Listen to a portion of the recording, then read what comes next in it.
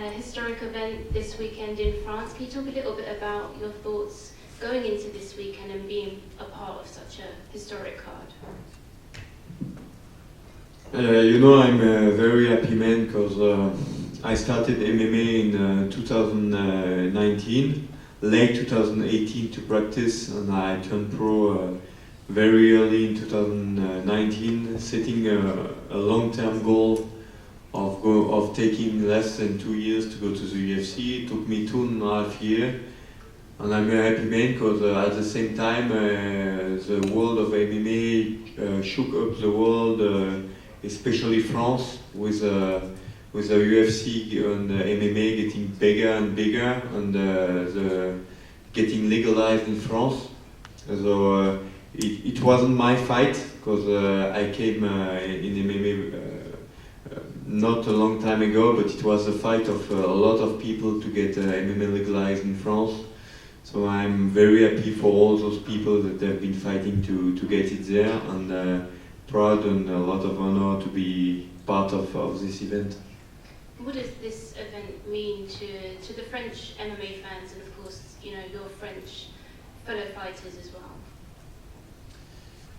MMA is now very popular for young people in France, so with the visibility of the UFC getting here and all the media being there, I think it's getting more and more popular, all age in France right now. So it's great, and for all the UFC fans in France, they are very happy about it. We could see it yesterday at the light training we did in front of the public, and I think people are going to enjoy it, and I hope it will be as big as it is in London.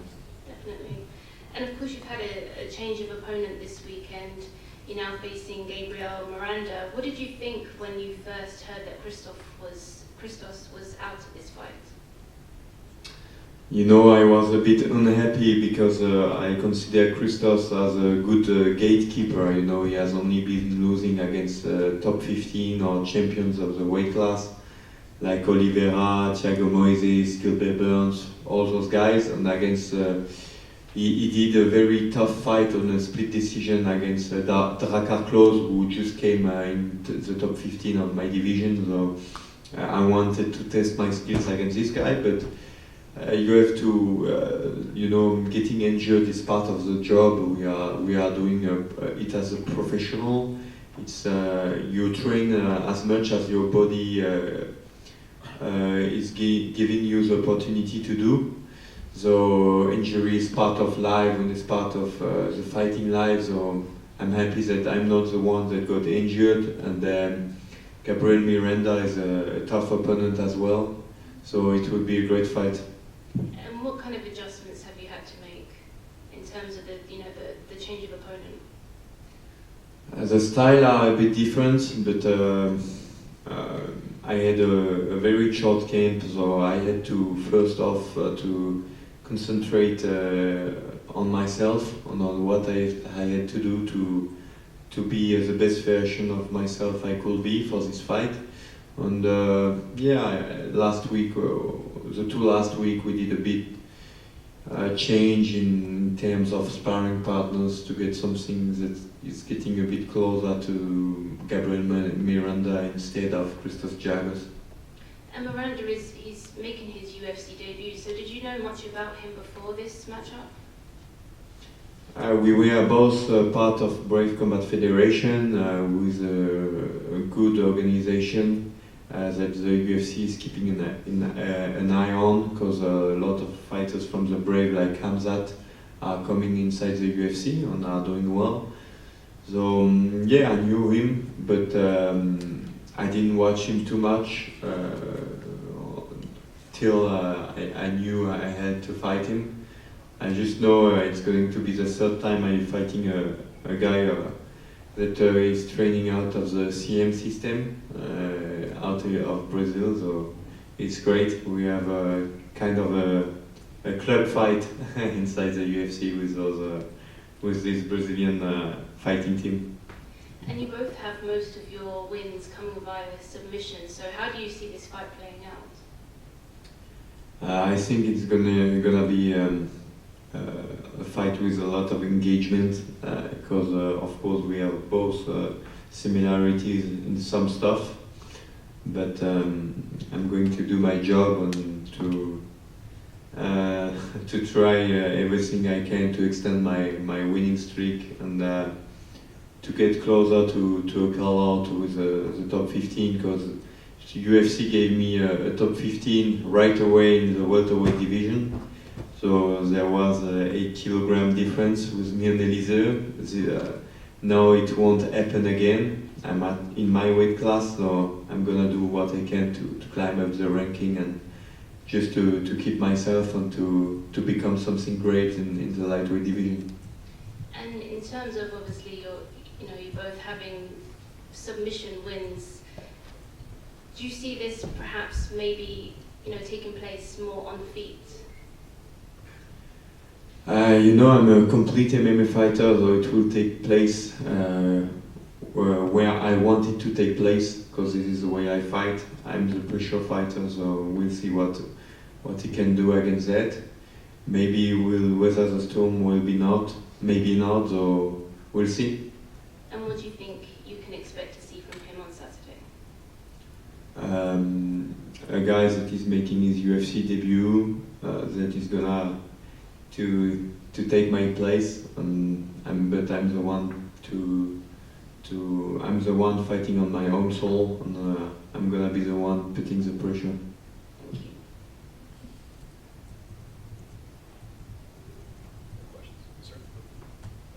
Je sais que tu n'aimes pas forcément trop revenir sur ton combat avec Elise, mais aujourd'hui que ça fait un bon paquet de temps que tu as fait ce combat, est-ce que tu en ressors des points positifs? Parce qu'au final tu as tenu tête à un très bon combattant en 77 kilos, c'est pas mal, non?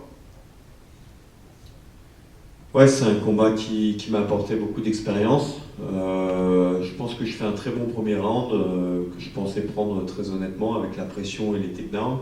Après, les 8 kilos de différence ont fait que lutter avec un mec plus lourd et plus puissant, c'est fatigant. Étant donné que quand je fais le poids à 70, je fais le même poids que quand je combats à 77. Donc je pense être dans ma division. On savait que ça allait être dur parce que quand tu cuttes pas à l'UFC contre un top 15, c'est compliqué. Hein. Et Elise, il tape très fort, il a beaucoup de KO. Il avait droppé, pour moi il s'était fait voler contre Salikov, contre qui il a mis 2 knockdowns. Et pourtant ils ont donné la split decision à Salikov. Donc pour moi c'est un vrai top 15 de l'UFC en welterweight. Et je pense que j'ai prouvé que ça allait être compliqué pour les top 15 en lightweight. En tout cas, j'ai hâte de le prouver parce que aux entraînements et à mon ressenti avec tous les tops que j'ai tournés en 70, c'est pas la même chose qu'avec les tops en 77. C'est une KT où il y a 7 kilos d'écart, c'est pas comme les autres KT qui sont de 4 en 4, avec les 62, 66, 58, 70. Après, il y a direct 70, 77, donc ça fait des gros écarts. En termes de puissance, non, j'ai juste hâte de trouver ce niveau d'opposition, mais dans ma catégorie de poids pour pouvoir vraiment me tester et pour pouvoir me tester au même niveau de poids et avec des compétences égales. Là, je suis vraiment concentré sur Gabriel Miranda parce que le prochain test, c'est lui. Et au niveau de la concentration, justement, on sait que tu t'es marié donc, le week-end dernier, félicitations. Est-ce que tu veux quand même réussir à rester concentré sur ce prochain combat? Alors, j'ai la chance de pas que avoir eu la vie de combattant professionnel et d'athlète comme expérience de vie. J'ai été dans les forces spéciales pendant 5 ans, donc je suis capable de mettre mon cerveau off, de switcher d'un domaine à un autre. Donc en fait, j'ai switché en mode mariage pendant 72 heures et je re-switch en mode God of War quand il faut, donc il n'y a aucun souci là-dessus. Benoît ici. Est-ce que tu penses qu'avec cette soirée samedi, l'UFC, le MMA en France du moins, va franchir un nouveau cap pour installer définitivement en fait, le MMA dans notre pays? Clairement, l'UFC, comme j'ai dit à beaucoup de médias, C'est le joyau de la couronne, c'est l'organisation numéro 1. Je pense que les gens qui disent je veux pas aller à l'UFC, c'est des menteurs. Tout le monde veut aller à l'UFC et veut y arriver à un moment donné dans sa carrière. C'est un objectif pour un combattant de MMA. Et parce qu'en fait, la visibilité que te donne l'UFC est outrageusement au-dessus de toute autre organisation. Donc te fait passer dans un autre monde directement, même si les qualités sportives peuvent être très bonnes ailleurs également. Mais clairement, l'avenue de l'UFC, ça va donner goût en fait au grand public français méconnaissant du monde du MMA. Il y a beaucoup les jeunes, on va dire les 15-25 ans qui connaissent le MMA parce qu'ils ont grandi avec les médias, avec les TikTok, Instagram et autres choses dans ce style-là, qui font qu'ils ont eu accès à ça. Maintenant, les plus de 25 ans, ils n'ont pas forcément la même vision du monde et la même vision de ce sport. Et le fait que des grands médias comme RMC, France 2, enfin des très gros médias vont intervenir sur cet événement, ça va rendre ça populaire, je pense, à un plus grand nombre. Bonjour Benoît, je suis ici pour la sueur. Hier à l'Open Workout, tu as déclaré dans la foule qu'il y aurait de la sueur et du sang pendant ton combat. Est-ce que tu nous prévois une guerre pour satisfaire le public français sur place? Écoute, c'est ma manière de combattre, elle est comme ça. Pour le moment, on ne change pas du jour au lendemain. Donc, j'ai vu que c'est un combattant aussi qui aime mettre la pression. Donc forcément, deux mecs qui aiment mettre la pression, on va voir qui va couler le premier. Ça reste du sport de combat, donc tout peut arriver, hein. On l'a vu avec Leon Edwards contre Ousmane. D'ailleurs, c'est une combinaison que j'apprécie beaucoup. Mais ouais, c'est un sport où il y a toujours un but en or, peu importe à quel moment du match, il y a toujours un but en or. Donc tout peut arriver, mais on a deux styles de combattants qui mettent la pression, donc je pense que ça va être explosif dès le départ. Bonjour Benoît, sur ton dernier combat contre Stolz et globalement sur l'ensemble de tes combats, tu aimes aller au sol. Là, tu as un spécialiste du sol face à toi. Est-ce que ça va te forcer à rester debout? Comme j'ai dit, je suis un combattant plutôt complet. Après, effectivement, le dernier profil que j'affrontais, c'était un pur striker où on avait identifié des faiblesses dans le domaine de la lutte et du sol. Il avait un bon sol, mais il n'avait pas une bonne lutte, on va dire. Donc j'ai exploité ça, ça a fonctionné, donc il n'y avait pas à changer de stratégie. Donc là, la stratégie, c'est de faire mon jeu, en fait, c'est-à-dire de mettre la pression. Moi, j'aime tester les mecs dans tous les domaines, comme j'avais pu le faire contre Élisée, voir où c'est que je peux le noyer, et essayer de le noyer dans ce domaine-là. Hein. Je ne suis pas le meilleur striker, je ne suis pas le meilleur grappleur, je ne suis pas le meilleur lutteur, mais je suis un combattant de MMA complet, qui a un gros mental. Donc je vais aller chercher la facilité là où elle est. Et je suis capable de me faire mal pour aller la chercher. Bonjour Benoît, David, RFI. Je vais vous poser la même question que j'ai posée à Nassourdine. Il n'y a peut-être jamais eu autant de combattants français à l'UFC. Comment est-ce que vous voyez ça? Est-ce qu'il y a plus de talent qu'avant? Ou est-ce que c'est qu'avant les combattants français n'avaient peut-être pas les mêmes opportunités d'aller à l'UFC? Alors en partie c'était plus dur je pense avant la période avant que ça prenne de l'engouement. L'UFC c'était dur d'y accéder effectivement, donc pour Fares, moi, Nassourdine et Gann il fallait vraiment faire des grosses performances pour rentrer.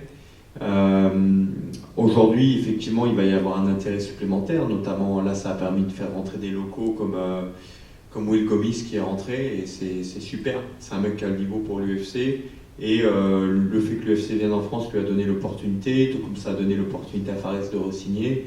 C'est quelque chose qui va donner un supplément d'âme et un bonus aux fighters français méritants. C'est vrai qu'avant c'était vraiment compliqué de rentrer à l'UFC, ça le reste, mais je pense que ça va faciliter en partie les choses. Après c'est vrai qu'aujourd'hui le MMA en France il se développe. Moi je le vois, ça fait 2-3 ans de suite que je fais des camps en Bulgarie avec la Bulgarian Top Team qui est mon équipe de management. Et il y a de plus en plus d'amateurs en fait. Il y a de plus en plus d'amateurs qui ont un bon niveau parce qu'il y a de plus en plus d'amateurs qui font du MMA en compétition. Je pense qu'on va voir les championnats de France amateurs évoluer de plus en plus, et on va voir effectivement des fighters sortir un peu de nulle part parce que plus de monde qui pratique, donc ça sortira forcément plus de monde à haut niveau. J'en suis convaincu et c'est ce qui est en train de se passer. Merci à tous.